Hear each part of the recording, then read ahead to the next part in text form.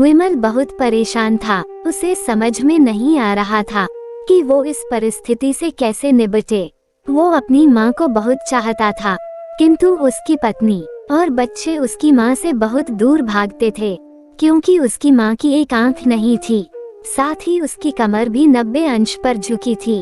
वैसे वह अपना काम सब खुद कर लेती है, किंतु फिर भी वो उसकी पत्नी और बच्चों के लिए हमेशा खटकती है।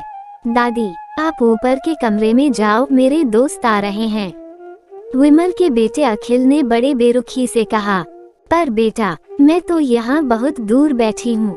विमल की माँ ने बहुत प्यार से कहा। नहीं, आप उनके सामने मत रहो, वो मुझे चिढ़ाते हैं। अखिल ने जोर से डांटते हुए कहा। क्या हुआ अखिल, क्यों चिल्ला रहे हो? विमल की पत्नी कामनी ने किचन से ही आवाज लगाई। देखो ना माँ, ये दादी यहीं ड्राइंग रूम में बैठी हैं और मेरे दोस्त आ रहे हैं। अखिल ने शिकायत भरे लहजे में कहा। माँ जी, आप ऊपर चली जाओ, क्यों हम लोगों को लजवाती हो? कामनी ने बेटे का पक्ष लेते हुए कहा। बेचारी सरस्वती चुपचाप उठकर जीने के सहारे ऊपर जाने लगी। कमर झुकी होने के कारण उन्हें ऊपर चढ़ने में बहुत परेशानी हो रही थी, किंतु वो पूरी ताकत से ऊपर के एक अकेले कोने वाले कमरे में जाकर बैठ गईं। विमल बाजू के कमरे से सब सुन रहा था। उसे कष्ट हो रहा था कि उसकी माँ को अपमानित होना पड़ रहा है, किंतु वो असहाय था। अगर वो कुछ कहता है तो पत्नी और बच्चे उसका विरोध करने लगते हैं। दूसरे उनके तर्क भी सही लगते हैं।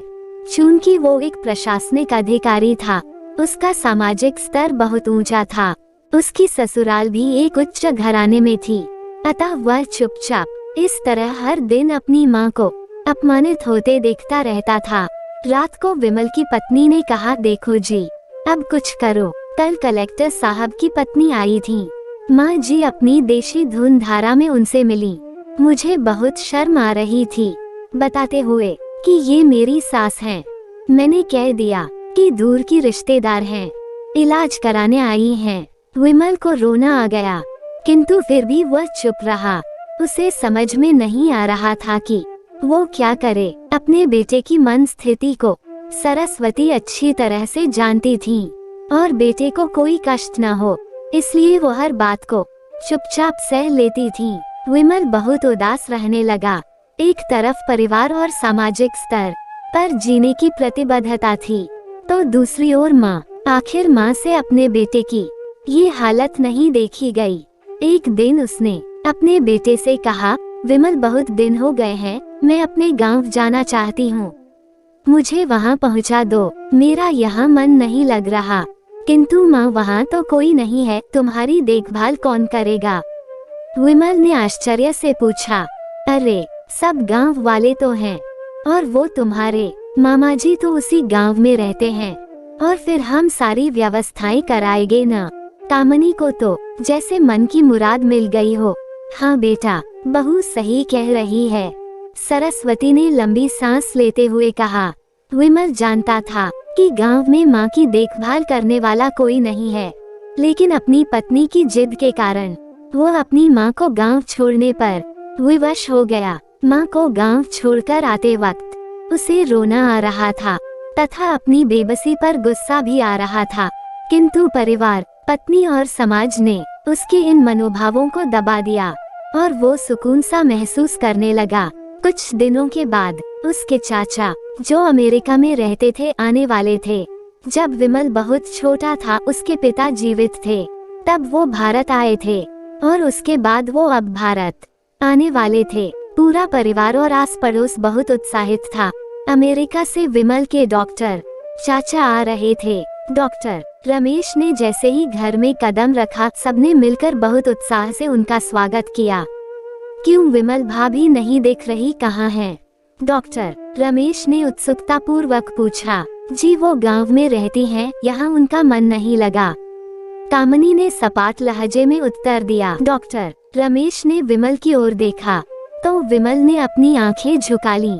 डॉक्टर रमेश सब समझ गए, बोले, कल हम भाभी से मिलने गांव चले गए सब लोग। दूसरे दिन सभी लोग गांव के घर में पहुँचे। देखा कि सरस्वती को बहुत तेज बुखार है और वो पलंग पर असहाय पड़ी है। डॉक्टर रमेश दौड़कर सरस्वती के पास गए, उनके पैर छूकर रोने लगे। सरस्वती की ये हालत उनकी कल्पना से परे थी। वाह बेटा विमल, तूने तो नाम उजागर कर दिया। अपनी माँ की ये हालत देखकर तुझे तो शर्म भी नहीं आ रही होगी। डॉक्टर रमेश ने विमल को लगभग डांटते हुए कहा। और बेटा विमल, तुम्हें शायद मालूम न हो कि बचपन में जब तुम 1 साल के थे तब छत से नीचे गिरने के कारण तुम्हारी एक आंख फूट गई थी और तुम्हारी रीढ़ की हड्डी में भी समस्या थी।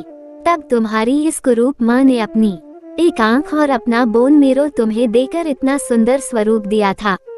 कामनी बेटा, इतने सालों तक संघर्ष करके बेटे को प्रशासनिक अधिकारी बनाने वाली इस संघर्षशील औरत की तुम लोगों ने ये दशा कर दी।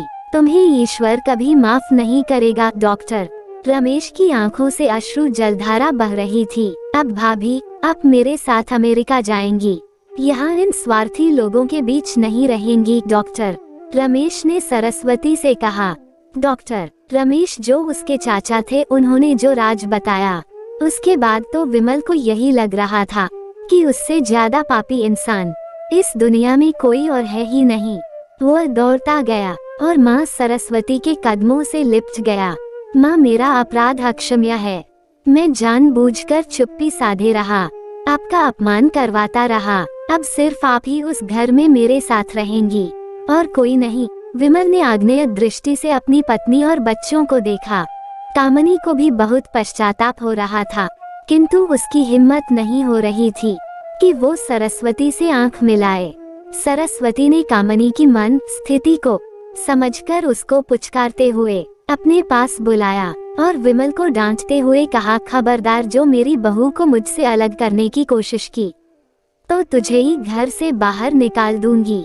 कामनी और बच्चों ने सरस्वती के पैर पड़ते हुए अपने व्यवहार पर माफी मांगी और माँ के हृदय ने सबको माफ कर दिया। दोस्तों, अगर आपको कहानी अच्छी लगी तो कमेंट जरूर करना, वीडियो को लाइक और चैनल को सब्सक्राइब करें। कहानी सुनने के लिए बहुत बहुत धन्यवाद।